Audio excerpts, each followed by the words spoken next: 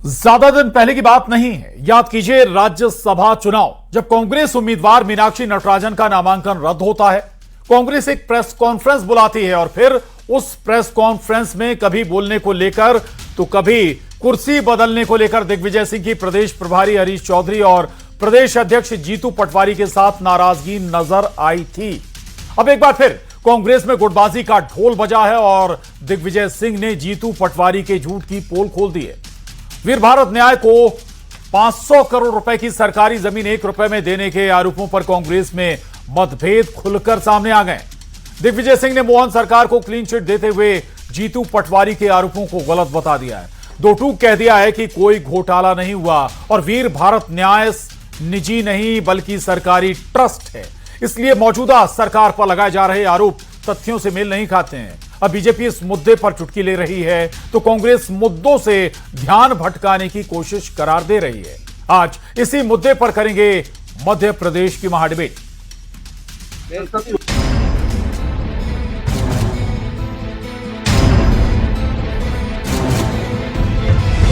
कांग्रेस में कलह जारी, अपने ही अपनों पर भारी।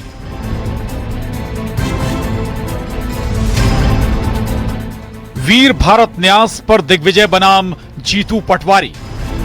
उज्जैन में 500 करोड़ की जमीन एक ट्रस्ट को, ये नया खुलासा है। 500 करोड़ की जमीन 1 रुपए में दे दी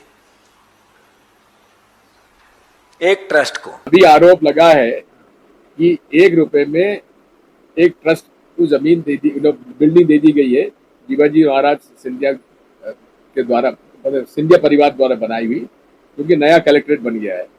वो किसी प्राइवेट ट्रस्ट को नहीं दिया। मैं इसमें लेके आया हूँ गवर्नमेंट ट्रस्ट घर में, मैं बिना ऐसा है, मैं बिना रिसर्च करे आता नहीं।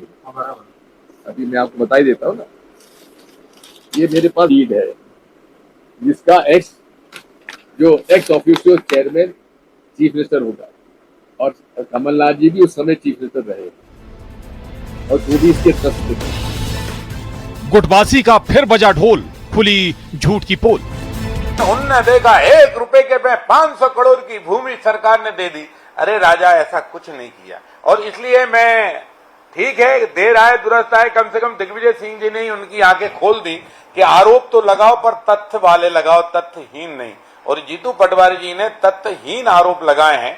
इनका जवाब स्वयं कांग्रेस के नेता दिग्विजय सिंह जी ने दिया। सब बीजेपी ध्यान बटाने के लिए सब बातें कर रही है और जीतू पटवारी जी का आया ही है स्टेटमेंट कि वो उन्होंने जो बात कही उस पर स्टैंड कर रहे हैं और कोई इशू है नहीं।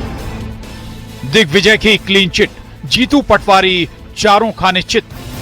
मेरी जीतू भाई से बात हुई थी, हम लोग दोनों गए थे चोरल एक सम्मेलन में। उसके पहले उसका एक बयान आया था जीतू भाई का पटवारी जी का। वो हमारे नेता हैं और मेरे तो पुत्र समान हैं, जहां उन्होंने इस बात का उल्लेख किया था।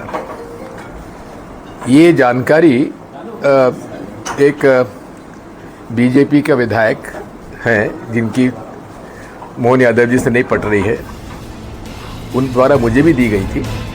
दिग्गजों में क्लेश, कैसे निपटेगी कांग्रेस?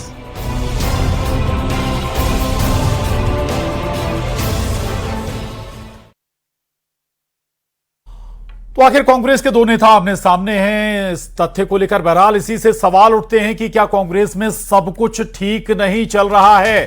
सबसे बड़ा सवाल है आखिर कांग्रेस में क्या कुछ गड़बड़ है। दूसरा और महत्वपूर्ण सवाल है, क्या कांग्रेस में वर्चस्व की लड़ाई चल रही है नेताओं के बीच में? तीसरा और महत्वपूर्ण सवाल, दिग्विजय और जीतू पटवारी में क्या कोल्ड वॉर चल रहा है? ये तीनों महत्वपूर्ण सवाल हमारी इस चर्चा का हिस्सा रहेंगे। बेहद खास मेहमान हमारे साथ जुड़ रहे हैं, उनसे आपका तारुफ करा देते हैं। धैर्यवर्धन शर्मा जी, प्रवक्ता बीजेपी, दिनेश गुप्ता जी, वरिष्ठ पत्रकार, सुरेश शर्मा जी, राजनीतिक विश्लेषक, शशिकांत त्रिवेदी जी, वरिष्ठ पत्रकार, हमारे साथ इस चर्चा में। आप सभी का बहुत स्वागत है।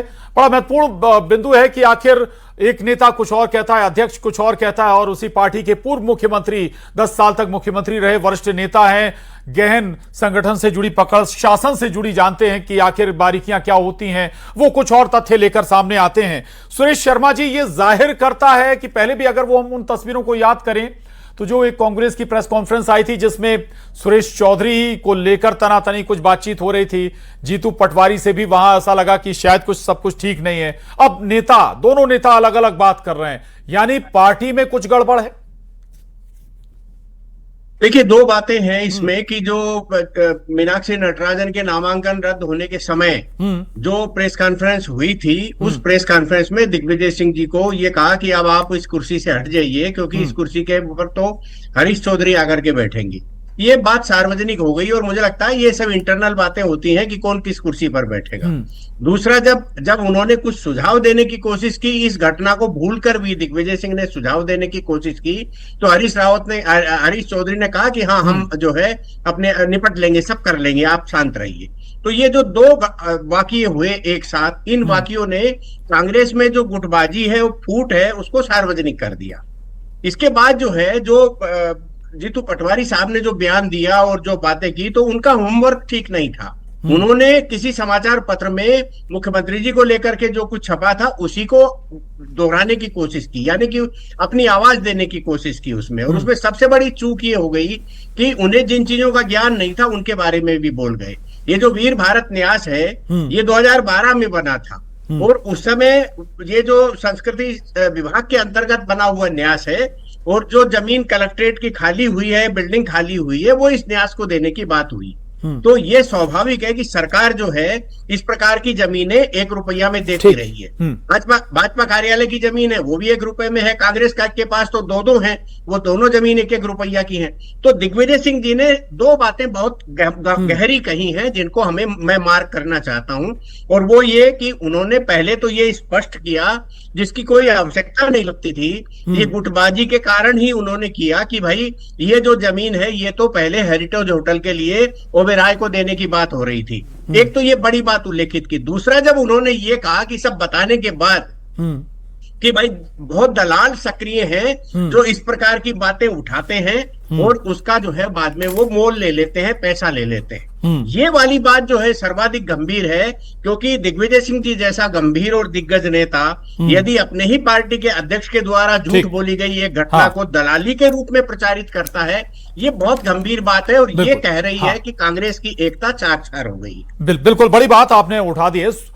शशिकांत त्रिवेदी जी, ये ठीक है, ये न्यास की बात छोड़ दें, लेकिन जो पॉलिटिकल पार्टी को लेकर एक ही पार्टी में 2 बड़े नेता अलग अलग बात कर रहे हैं, ऐसा लग रहा है कि एक नेता दूसरे नेता को निपटाने पर तुला हुआ है, कोल्ड वॉर चल रहा है। कांग्रेस में बड़ा भारी, बहुत ही डेमोक्रेटिक सिस्टम है, तो वहां सब लोग एक दूसरे की पोल खोल सकते हैं और बात करते हैं, और इस पर किसी को कोई आपत्ति नहीं होती है। वो तो एक दूसरे के बारे में सब कुछ कह सकते हैं। वहां मतलब एक जैसा कोई कंट्रोल जैसा कुछ नहीं है, अपने अपने ओपिनियन है, जिसको जो रखना है वो रखे, जिसको जो कहना है वो कह दे। इवन आपने देखा होगा कई बड़े गंभीर बयान होते हैं जिससे दूसरी पार्टियों में एक्शन हो जाते हैं। कांग्रेस अपना हाईकमान कह देता है, उनका वो निजी विचार है, हमें उससे कोई लेना देना नहीं। तो ये जो कांग्रेस पार्टी के अंदर जो चलता है वो यही कई दिनों से हम लोग देख रहे हैं। हम मेरे साथी पत्रकार भी बैठे हैं कि वो कुछ भी स्टेटमेंट दे देते हैं, तो वो स्टेटमेंट उनका अपना निजी होता है। अब वो एक दूसरे के खिलाफ जाता है, उसमें सच्चाई होती है, नहीं होती, एक कहता है सच्चाई है, एक कहता है नहीं है। तो ये इसका लेकिन सीधा बेनिफिट दूसरी पार्टी को मिलता है, क्योंकि वो फिर उसको उस तरह से हाईलाइट करते हैं कि इनमें झगड़ा चल रहा है, आपस में लड़ाई चल रही है, एक दूसरे को जिताने में लगे हुए हैं, और मीडिया भी फिर बहुत अच्छा मसाला मिल जाता है। तो आप देखते हैं सब सकता है, और एक न्यूटन ले लेता है, और वो जाता कांग्रेस के खिलाफ ही है, कांग्रेस के फेवर में नहीं जाता उसको तरह का स्टेटमेंट जब भी होता है। ये ठीक है आपने, ये पार्टी के विरोध में ही कई बार पार्टी के नेगेटिव ही जाता है। दिनेश गुप्ता जी, इतना ही नहीं, बात तो ये कि जीतू पटवारी जी केंद्रीय नेतृत्व के पास पहुंच गए, दिल्ली में प्रेस कॉन्फ्रेंस कर दी, उसे भी अंधेरे में रखा, दिग्विजय सामने आए, तस्वीर बदल गई। नहीं, देखिए, जो प्रेस कॉन्फ्रेंस है वो उसमें मिक्स इश्यूज हैं। दिग्विजय सिंह जी एक मुद्दे पर बात कर रहे हैं कि ये सरकारी ट्रस्ट है, तो उन्होंने उससे आगे उसमें कुछ नहीं कहा है। उन्होंने कहा सरकारी ट्रस्ट है, तो उस सरकारी ट्रस्ट होने का मतलब आप यदि ये देखोगे तो दिग्विजय सिंह क्या सरकार के साथ खड़े हैं? इसे कांग्रेस की अंदरूनी राजनीति क्यों कहा जाए कि दिग्विजय सिंह का ये पॉलिटिकल स्टैंड या पॉलिटिकल उनका जो अप्रोच है वो क्यों बदल गया? क्या वो इस जो वर्तमान परिस्थितियां हैं मुख्यमंत्री डॉक्टर मोहन यादव को लेकर, उसमें उन्होंने अपने आप को भारतीय जनता पार्टी के साथ खड़ा कर लिया है, मुख्यमंत्री के साथ खड़ा कर लिया? ये भी विषय है, क्योंकि वो अब वो किसी पद पर तो है नहीं, राज्यसभा के पूर्व सांसद हैं। यदि उनका कोई एम्बिशन होता तो इसका इफेक्ट अब आपको 2028 में ही देखने को मिलेगा। पार्टी को जो ये स्वाभाविक सी चीज होती है, किसी भी पार्टी में हो, ऊपर लेवल पर बात होती है कि भाई ये इनका बयान इस तरह का आया और इस तरह के तथ्य हैं। भाई वीर भारत न्यास को जमीन दी है, कोई नया मामला नहीं है। इस मामले में चिंतामणि मालवीय की प्रेस कॉन्फ्रेंस भी सबको याद है कि उन्होंने बिना नाम लिए ये सब चीजें कही थी, तो कोई नई चीज कुछ भी नहीं थी उसमें। और जीतू पटवारी को सरकारी और असरकारी हर राजनेता का कहने का तरीका होता है।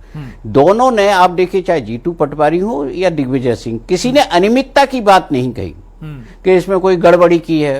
1 रुपए में देना कोई अपराध नहीं है।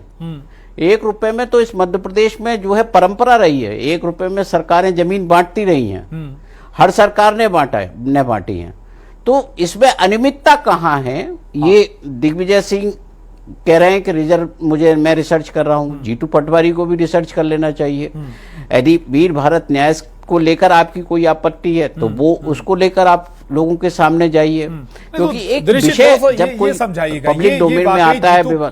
जीतू पटवारी के साथ कोल्ड वॉर थी या फिर कुछ वाकई कुछ अलग रास्ते पर निकल चुके हैं दिग्विजय सिंह साहब? नहीं, हाँ, ये है कि ये जब आप अपनी पार्टी की नीति के खिलाफ होते हैं और जिसमें सरकार को लाभ हो रहा होता है, तो यही माना जाएगा कि वो जो है सरकार के साथ खड़े हैं, यानी अपनी पार्टी के खिलाफ खड़े हुए हैं। इसमें जीतू पटवारी तो एक चेहरा हैं, जीतू पटवारी अध्यक्ष हैं। भाई कमलनाथ के खिलाफ जब आप कुर्ता फाड़ राजनीति कर रहे थे तो आप किसका नुकसान कर रहे थे?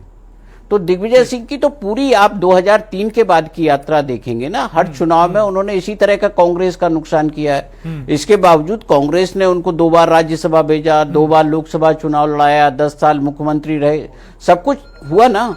लेकिन उनकी राजनीति अब कोई अलग तरीके से करने की उनका तरीका है राजनीति का, इससे उनका इंपॉर्टेंस बना रहता है भाई, तो वो उस तरह से लोगों का अटेंशन करते हैं। उन्हीं की राजनीति तो थी ना जिसके कारण ये हुआ था कि आप 2003 में इतनी बुरी स्थिति में कांग्रेस पार्टी आई थी, उन्हीं के सब कुछ। आज जो भी आप देखें ना, पूरा जितना भी आप देखोगे, उनकी राजनीति का जो इतिहास है वो कांग्रेस को कहीं ना कहीं डेंट लगाने वाला है। बिल्कुल, बड़ी बात आपने कही। धैर्यवर्धन शर्मा जी, शशिकांत जी की बात को दोहराऊंगा। वो कह रहे हैं कि कांग्रेस में एक बात है कि कोई भी नेता बोल सकता है, अपनी बात रख सकता है, यानी इंटरनल लोकतंत्र। ये बीजेपी में नजर नहीं आता, इनडायरेक्टली ये बात भी है। घटनाक्रम है। जीतू पटवारी जी ऐसे लग रहे हैं जैसे सर्कस का नया जोकर हॉट वैल्यू लेके आसमान में दिल्ली की ओर दिखाने के लिए चल पड़ा हो, और दिग्विजय सिंह जी ने पिन निकाल करके उसकी हवा निकाल दी और धड़ाम से आ गिरी। हिंदी फिल्मों में पहले गैंग वॉर चलता था, अमरीश पुरी और तमाम सारे डैनी, गुलशन ग्रोवर वगैरह के बीच में, ऐसा मध्य प्रदेश कांग्रेस के नेताओं के बीच में चल रहा है। रात भर चिंतन करते हैं कि सुबह कैसे किसको पटखनी दी जाए, और जो भारतीय जनता पार्टी के नेता पर, मुख्यमंत्री जी पर, सरकार पर जो आरोप लगाया, यार इतने बड़े राजनीतिक दल के आप अध्यक्ष हैं, आपको तोल मोल कर बोलना चाहिए। कुछ भी मुंह उठाया और कुछ भी बोल दिया आपने। अभी जैसा कि दिनेश गुप्ता जी बता रहे थे कि आप राजस्व संहिता पढ़िए, मध्य प्रदेश के कानून को पढ़िए। आपके नेता संविधान की किताब लिए घूमते हैं यहां से वहां डोलते हुए। उसमें तो एनजीओ को, कलेक्टर और प्रभारी मंत्री को भी अधिकार है कि वो किसी अच्छे एनजीओ को यदि उन्हें उचित लगे, आवश्यकता हो, तो जमीन आवंटित कर सकते हैं जिले में। फिर मध्य प्रदेश की कैबिनेट को तो बहुत पावर है। तमाम सारे सोशल वर्क करने वाले, देश प्रदेश के हित में काम करने वाले ऐसे ट्रस्ट को पूर्व में भी इस प्रकार की जमीन दी गई है। और किस ट्रस्ट को दी है? भारत वीर न्यास किसी कोई जेबी संगठन नहीं है। मुख्यमंत्री पदेन अध्यक्ष हैं। आज मोहन यादव जी मुख्यमंत्री है तो उसके चेयरपर्सन रहेंगे, कल कोई और मुख्यमंत्री होगा, परसों कोई और होगा, नरसों कोई और होगा। ठीक है, ये ठीक है, ये तो लगभग क्लियर है। तस्वीर भी साफ है कि भाई जो दिया वो कोई ऐसा नहीं था, सरकारी ट्रस्ट है वो, और जो भी मुख्यमंत्री होता है वो उसका चेयरमैन होता है, वो किसी की भी सरकार हो। मेरा यहां पर मुद्दा जो आज है वो चर्चा का, धैर्यवर्धन जी, ये कि भाई कांग्रेस क्या आपस में ही टकरा रही है। दूसरा ये भी कि बीजेपी इस नजरिए से देखती है कि अगर कांग्रेस का कोई नेता उनके पक्ष का बयान देता तो वो अच्छा नजर आने लगता है। अभी तक दिग्विजय सिंह साहब को आप लोग भर भर के कोसते थे, आज वो ठीक नजर आ रहे हैं। धैर्यवर्धन जी की प्रशंसा नहीं कर रहा हूं। हाँ, दिग्विजय सिंह जी ने यह सिद्ध जरूर कर दिया कि वे इंजीनियर हैं, पढ़े लिखे नेता हैं। प्रेस में जाने से पहले तथ्यों का परीक्षण करना चाहिए। ये उन्होंने अपनी कांग्रेस पार्टी को, देश को, प्रदेश को, मीडिया को और पढ़े लिखे लोगों को बता दिया। बस मैं इतना कहना चाहता हूं। और जीतू पटवारी जी ने बगैर सोचे समझे, किसने भी उनको एक हथियार थमा दिया और उन्होंने फायर कर दिया। ये सोचे समझे बगैर कि इसका परिणाम क्या होगा, कांग्रेस की छवि पर क्या असर आएगा, कांग्रेस के अध्यक्ष के बारे में लोगों की धारणा क्या बनेगी। ठीक, शशिकांत जी, दो तीन बातें निकल कर आई। एक तो क्या दिग्विजय सिंह साहब, जैसा कि दिनेश जी कह रहे थे कि बार बार ऐसे बयान, ऐसे कदम उठाते हैं जिससे पार्टी को ही नुकसान होता है, बावजूद क्या मजबूरी है दिग्विजय सिंह कांग्रेस की? देखिए, हर पार्टी का एक अपना इंटरनल मैटर होता है। ये उनके हाईकमांड को देखना है कि कौन सा नेता किस तरह से बिहेव कर रहा है, क्या बिहेव कर रहा है, वो उसको स्टेट में क्या रिस्पॉन्सिबिलिटी दी हुई है और उसके रिस्पॉन्सिबिलिटी देने से फर्क क्या पड़ रहा है। अभी बहुत सारे इतने बड़े बड़े मुद्दे हैं, वो कोई नहीं उठाते हैं। आप एक फोन लगा करके बताइए कि हाँ ये समस्या है, मैं 20 जमीन आपको बता दूंगा कि ये गलत कही है, तो वो एक यहाँ भाग जाएगा, एक वहां भाग जाएगा। उनकी कोई ना रिसर्च टीम है, ना उनके पास कोई स्ट्रेटेजी है, ना उनकी पार्टी का कोई एजेंडा है, ना कोई दिशा है। हर एक की अपनी अपनी अलग अलग डायरेक्शन में। वही कहा ना, उनके यहाँ डेमोक्रेसी इतनी ज्यादा हो गई है और होना भी चाहिए ऐसी कि कोई कहीं जा रहा है, कोई कहीं जा रहा है, कोई कहीं जा रहा है, बाद में फिर टकरा रहे हैं, फिर वापस में आना। तो ना तो मीडिया को पता चलता कि एक्चुअली करना क्या चाह रहे हैं, ना ये मालूम चलता है कि ये भाई बीजेपी की तरफ से बोल रहे हैं या कांग्रेस की तरफ से बोल रहे हैं। आज आप देख लीजिए, आपकी डिबेट में कांग्रेस का कोई व्यक्ति नहीं, उनके पास वक्त ही नहीं है पब्लिक के लिए। हम लोग पब्लिक के लिए डिबेट करते हैं ना, तो उनके यहाँ कोई बोलने वाला भी नहीं है कि यहाँ आज इस मुद्दे पर बोलना नहीं चाह रहे थे, कांग्रेस की तरफ से कोई बोलना नहीं चाह रहा था। मैं डिबेट में जी बिल्कुल स्क्रीन पर बोल रहा हूं कि इस मुद्दे पर कांग्रेस बात नहीं करना चाह रही थी। लेकिन ऐसे कैसे बनेगा, चलेगा कैसे? अगर आप अपने मसले पर आप खुद बात ही नहीं रखेंगे तो फिर बात कैसे होगी? ये मैसेज कांग्रेस तक जरूर पहुंचना चाहिए। सुरेश शर्मा जी, एक और बात दिग्विजय सिंह साहब ने कही कि ब्लैकमेल भी करते हैं ऐसे लोग। अब ये इशारा कहां था? ऐसा लग रहा है कि फिर अपने किसी नेता को टारगेट कर रहे हैं दिग्विजय सिंह साहब।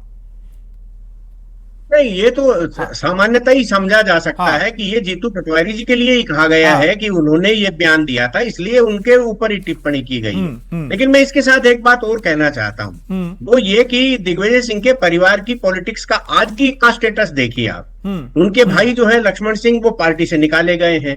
उनके जो पुत्र हैं वो इस समय अपने राजनीतिक संघर्ष में उलझे हुए हैं, वो जिला अध्यक्ष है वहां। लेकिन उनका जो प्रादेशिक स्टेटस था वो नीचे कर करके जिला अध्यक्ष तक कर दिया गया। दिग्विजय सिंह जी अब राज्यसभा के सदस्य नहीं है, यानी कि क्या करेंगे? उनका कोई ना सेंटर में कहीं एडजस्टमेंट है, ना इधर है। तो इस सारे घटनाक्रम में जो प्रेस कॉन्फ्रेंस है वो दो भागों में है। पहला भाग ये है कि जो मैंने पहले कहा कि जीतू पटवारी जी ने जो घटनाक्रम किया था उसका बदला लिया। लेकिन दूसरा घटनाक्रम जो राजनीतिक रूप से हम सब लोग समझते हैं वो ये है कि दिग्विजय सिंह जी जब भी भाजपा सरकार पर 2003 के बाद, यानी मैं ये समझता हूँ शिवराज जी के आने के बाद, जब भी कोई पॉलिटिकल क्राइसिस आता है तो दिग्विजय सिंह पहले व्यक्ति होते हैं जो खुल करके पक्ष में आके खड़े हो जाते हैं। यदि दिग्विजय सिंह शिवराज जी के समय आते थे तो बार बार उनका प्रेस के सामने आना होता था और कहते थे कि ये शिवराज को कमजोर कर रहे हैं प्रहलाद पटेल और कैलाश विजयवर्गीय। और आज जब मोहन यादव जी के मामले में एक राजनीतिक क्राइसिस आया है, उस राजनीतिक क्राइसिस को बचाने के लिए उज्जैन में प्रेस कॉन्फ्रेंस करना ये बहुत महत्वपूर्ण है। और ये कहीं न कहीं एक टारगेटेड बात है। ये उनने जीतू पटवारी से बदला निकाल लिया अपमान का, वो एक अलग बात है। लेकिन उनका जो राजनीतिक मकसद था वो कहीं न कहीं, और यदि मेरे जैसा व्यक्ति सोचता है तो ये सोचता है कि वो कहीं न कहीं अपने पुत्र को स्टेब्लिश करने की राजनीति कर रहे हैं इस समय। और हो सकता है कि आने वाले समय में धैर्यवर्धन जी कोई नया समाचार दे दें कि भाई क्या हुआ, हमारे यहाँ भी कोई आके ज्वाइन कर गया। जी, इसी बात को आगे बढ़ाऊंगा। दिनेश गुप्ता जी, अपने लिए भी गुंजाइश तलाश रहे हैं, अपने बेटे के लिए भी गुंजाइश तलाश रहे हैं क्या? नहीं, देखिए गुंजाइश राजनीति में हमेशा बनी रहती है। अब वो जो है आप ये भी तो कह सकते हैं कि लक्ष्मण सिंह भी एक नए रास्ते पर हैं, तो क्या ये सारे लोग फिर एक साथ मिलेंगे? बहुत राजनीति में कयास बहुत होते हैं। हाँ। लेकिन नेट रिजल्ट आप देखिए ना कि कांग्रेस वापसी कैसे करेगी। बिल्कुल। सबसे महत्वपूर्ण चीज ये है ना कि उसके बड़े नेता 2020 में सरकार नहीं बचा पाते हैं, जब चुनाव आता है तो पार्टी को नुकसान करते हैं। आप देखिए ना कि अजय सिंह ने पिछले दिनों क्या कहा था कि कुछ लोगों को खुशी मिलती है, तो अजय सिंह ने अनकोटेड कोई चीज कही, कोई नाम नहीं लिया। हाँ। तो उसके पीछे कौन था? उन्होंने कहा ना कि एक नेता को तो राज्यसभा का जो अब घर बिठा दिया गया है, तो उनका भी निशाना क्या था? शिकायत उनकी किनको लेकर थी? बिल्कुल, यानी तो यही पार्टी में कांग्रेस ऐसे की बहुत सबसे बड़ी सारे परेशानी नेता भी हैं बनती है, जिन- अपने ही अपनों के निशाने पर आते हैं और शिकार भी हो जाते हैं। नतीजा चुनावी राजनीति में बहुत नुकसानदायक होता है। आप सभी खास मेहमानों का बहुत शुक्रिया इस बेहद खास चर्चा में। महाडिबेट में आज बस इतना ही। नमस्कार।